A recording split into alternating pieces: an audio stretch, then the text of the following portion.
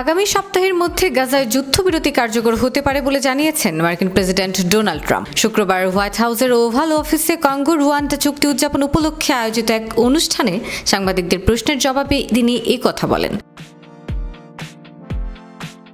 Trump বলেন, আশা করছি আগামী সপ্তাহের মধ্যে যুদ্ধবিরতি কার্যকর হবে। আমরা গাজায় অনেক অর্থ ও খাবার পাঠাচ্ছি, কারণ মানুষ মারা যাচ্ছে। যুদ্ধে সরাসরি জড়িত না থাকলেও মানবিক কারণে জড়িয়ে পড়েছি আমরা।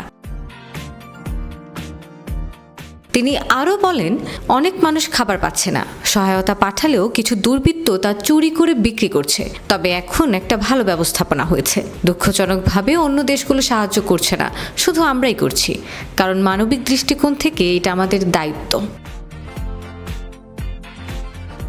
গাজা, ইরান এবং নেতানিয়াহুর সম্ভাব্য হোয়াইট হাউস সফর নিয়ে আলোচনা করতে ইসরায়েলের কৌশল বিষয়ক মন্ত্রী রন ডারমার সোমবার থেকে ওয়াশিংটন সফর শুরু করবেন বলে একটি সূত্র জানিয়েছে।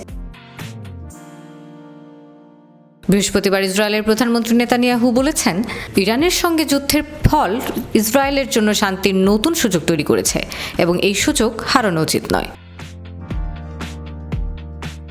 এদিকে গাজার স্বাস্থ্য মন্ত্রণালয়ের তথ্য অনুযায়ী 7 অক্টোবরের পর ইসরায়েলি সামরিক অভিযানে 56,000-এরও বেশি ফিলিস্তিনি নিহত হয়েছেন।